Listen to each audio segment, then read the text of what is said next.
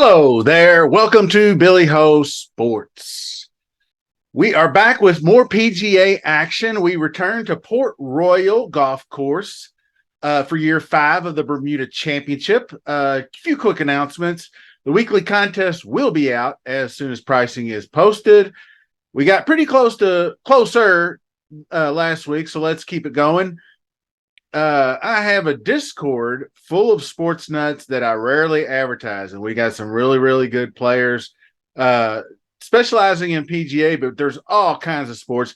Tons of NBA talk. I don't get over there a whole lot, but there's NBA, there's NFL, there's PGA, there's MMA. All your basic DraftKings sports are covered. So if you want to get in, just leave a comment and I'll send you an invite. Appreciate it. Oh, in addition to all that DFS content, I do also have content in the world of horse racing, and Breeders' Cup weekend was huge. I had a great time. We did a family event, betting horses, and came out ahead. Lots of people won money, so it was all fun. Cannot wait to start on the 2024 Kentucky Derby Trail. Be on the lookout for that if you're into it. Don't forget to subscribe to the channel. Give us the thumbs up, and let's get on with it. Okay. If you listen to anything I say this week, listen to this. Hear me. Check the weather every day. Keep after it and keep checking it until as close as you can get to lock, basically, because we are obviously in the tropics in the Bermuda and resort course. It rains a lot, but the real thing that you have to look out for is the wind. I'll give you just a preliminary forecast. Shows both rain and wind. They kind of bookend about 3 or 4 days in the middle there that look really nice, calm, and gorgeous conditions. So I don't know where that's going to land, but the weather is absolutely going to impact this event. So be mindful. Also, Bermuda is on Atlantic time, which means they are 1 hour ahead of us Eastern Standard Time people. And with a full field event like this, things could come down to stacking a particular wave. So with the time and the early lock and all that, you want to have your ducks in a row with time to spare. So let's get into the golf course. Port Royal Golf Course is a short par 71 resort course. Greens, 6,000 square feet on average, Bermuda grass, and they should play fairly slow. The first 6 holes are sheltered from the coastal winds, and they kind of nestle in a low-lying area. You'll notice the presence of tall protective trees guarding most of these holes, and there's a genuine par 5 opportunity on hole number 2, and what effectively also plays is a long par 4 at 517 yards on number 7. So this section of the course is where your scoring is paramount, especially as it offers 3 attackable par 4s as well. It is your chance to make a significant impact. From the 7th green to the end of the front 9, as you approach the 10th hole, landscape dramatically changes. The course opens up to the coast and exposes you to the full force of the wind. You'll experience the same coastal exposure during the last stretch of holes 14 to 18. So it kind of does a little bit of both on both 9s. And this transition can definitely be a game changer. And it does actually make a game within a game. Not only do you have to take into account wave stacks and what time the wind starts and ends and whatnot, with a full field event, you're going to have the super AM PM splits. You're going to have 1 and going off 1 and 10. So you maybe be able to do some math and try to figure out some really further deeper diving into your wave stacks as far as what time tee times land as opposed to where the wind is at that particular time. So as you tackle the back 9, you'll encounter a couple of challenging par 3s on the 16th and the 13th, both measuring 235 yards. 17th hole, par 5, is super easy, 501 yards. It is a tantalizing opportunity for an eagle. Overall, the course has significant elevation changes collection of isolated tee boxes that add to variety and complexity. So it's very interesting. And what will be most intriguing is that players of all shapes and sizes can compete here. It's not just bombers. It's not just accuracy guys. It's just guys that can, by hook or by crook, get it done and have hopefully a hot week putting. And like many coastal golf courses, the winning score will largely depend on the wind. Now, let's look at some players. Okay, field is loaded up, and we do not have pricing as of yet. We'll probably get it here in the next couple of hours. So as soon as that comes out, I will throw out the Billy Ho contest, and you guys can start filling out lineups. What I did here was organize this on Rick Rungood's website by projected fantasy points. That's always usually the best way to do it when you don't have pricing and whatnot. So Harry Higgs getting some love. I don't see how that's even possible. But I do like Vince Whaley. He seems to be playing pretty well. A little bit down at the WWT, but the other fall events have been really, really good for him. And he's usually pretty solid at these tropical off-site courses, I guess, like your Bermudas and whatnot. So Kadira, some of these guys are there. What I wanted to look at, and I've already run this custom model, and I like the way it kind of came out. What I did was I had this Pete Dye model that I made for the Masters last year.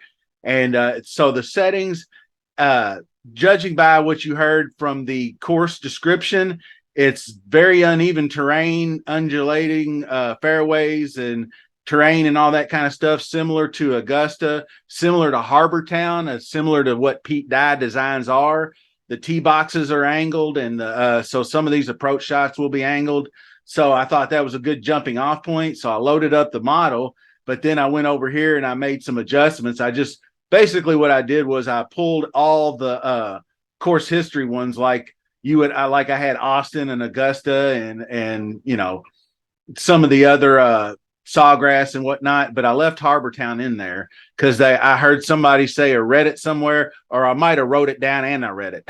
So, but Harbor Town it's like a treeless Harbor Town is what they called it. So interesting there. So I left the 6 on Harbor Town, but I pulled everything else. I added in Port Royal. And so I pulled the other stats over, like slow greens and putting on Bermuda and whatnot. And I may play around with this, because I always like using the approach putting and the bonus putting as part of it. But the 6,000 square foot greens, I back off of that a little bit. Like I was much heavier last week with the big monster 8,000 foot greens. But this time around, it's a little different. So we got Ben Griffin showing up at the top. So Benny Griffin. I don't know where he's going to land as far as the points are concerned, but he's down here, and he had a really, really good tournament last year, and he's been playing some good, not super consistent golf, but when he's on, he's on. So not a bad 23rd at the WWT.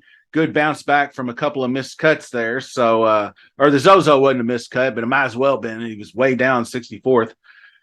So what I did was over to Holy Grail, I loaded up the Bermuda tournament, and it's only in its four years. So this is year 5.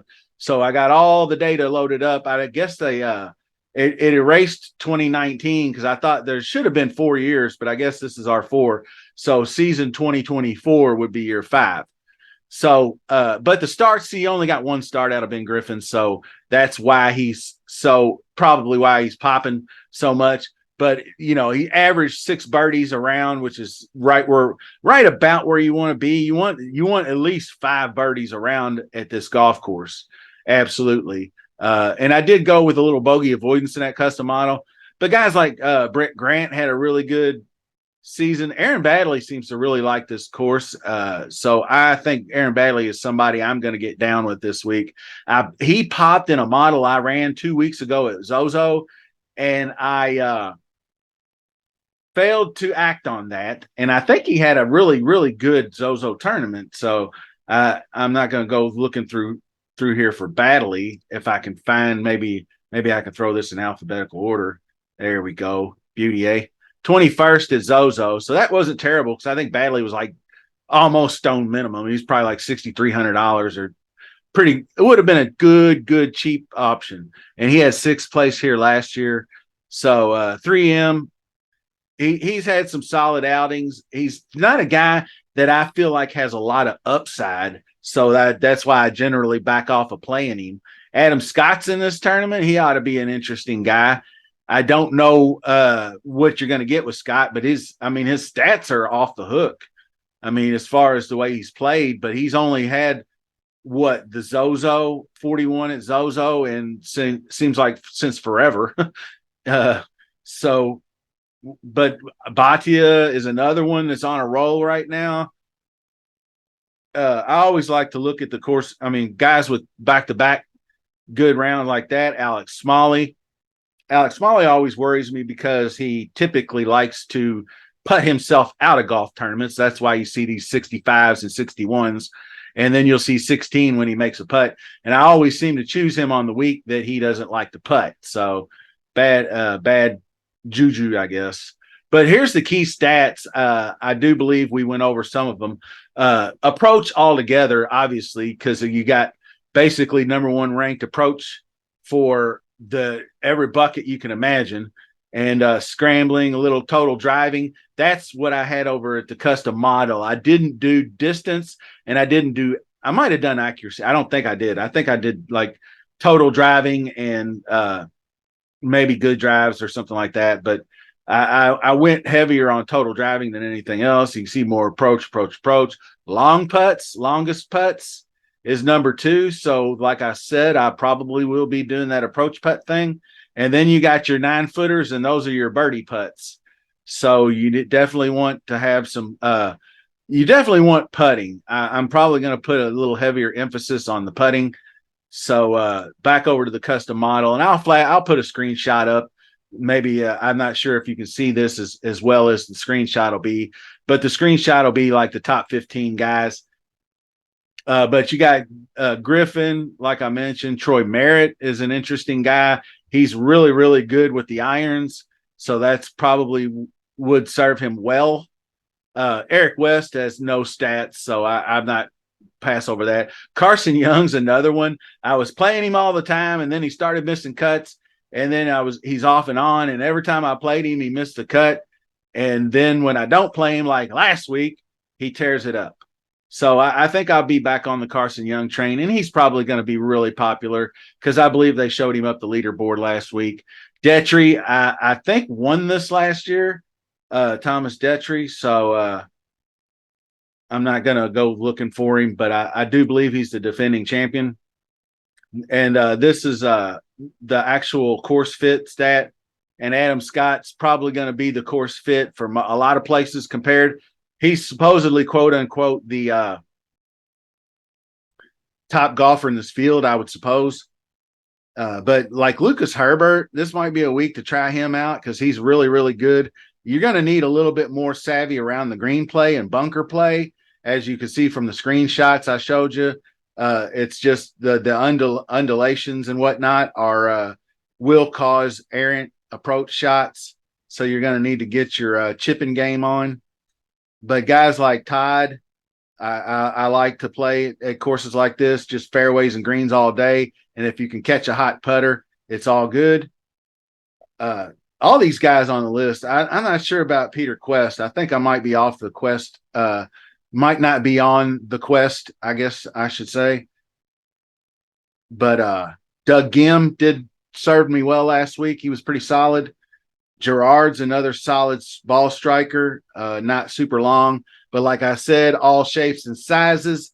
Get it done here.